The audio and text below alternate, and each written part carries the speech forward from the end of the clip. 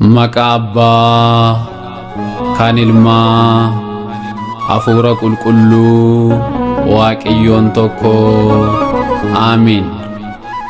Waaqayyoo jaalala. Namni jaalatti qabamee jiraatus Waaqayyo keessaa ni jiraata. Waaqayyoos isa keessaa ni jiraata. Ergaa Yohannis isa jalqabaa boqonnaa 4 lakkoofsa 16. Bu'uura jaalalaa Amaanu'eel maqaan kee kan akka kee jiru adda jaalalli kee jaalala mul'isuuf buusteetta dhiiga kee dhugaan baa gooftaa waa'ee jaalala kee waa'ee gaarummaa kee. Bu'uura jaalalaa Amaanu'eel maqaan kee kan akka kee jiru adda jaalalli kee jaalala mul'isuuf buusteetta dhiiga kee dhugaan baa gooftaa waa'ee jaalala kee waa'ee gaarummaa kee.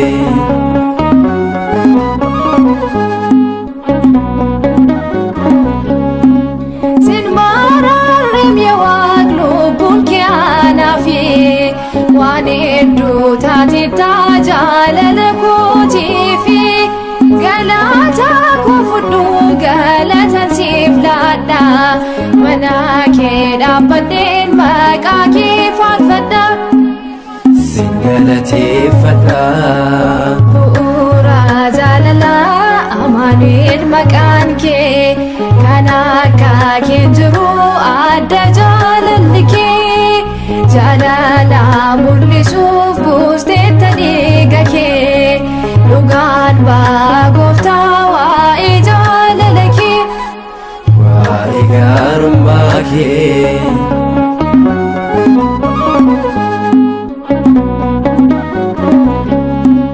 waan hundumaa dhiisee an sitti amaaneera garaan koos hojii keetti hedduu gammadeera Maranathaa jedheen faarfadha waa'ee kee atooni jaallataa kan waamu maqaa kee kan waamu maqaa kee. Bu'uura jaalalaa Amaanu'eel maqaan kee kan akka kee jiru adda jaalalli kee jaalala mul'isuuf buusteetta dhiiga kee dhugaan baa gooftaa waa'ee jaalala kee waa'ee gaarummaa kee.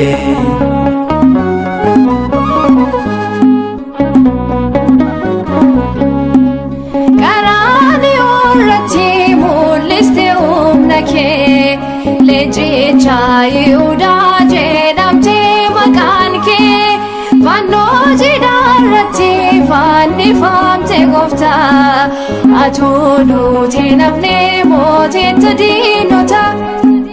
Mooteetta diinota. Bu'uura jaalalaa Amaanu'eel maqaan kee kan akka kee jiru adda jaalalli kee jaalala mul'isuuf buusteetta dhiiga kee dhugaan baa gooftaa waa'ee jaalala kee waa'ee gaarummaa kee.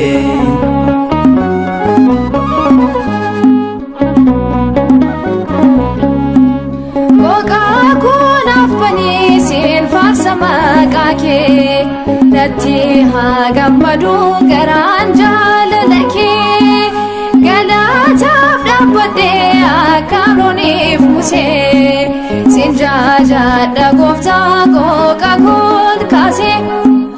Qooqa kool kaasee. Bu'uura jaalalaa Amaanu'eel maqaan kee kan akka kee jiru adda jaalalli kee jaalala mul'isuuf buusteetta dhiiga kee dhugaan baa gooftaa waa'ee jaalala kee waa'ee gaarummaa kee.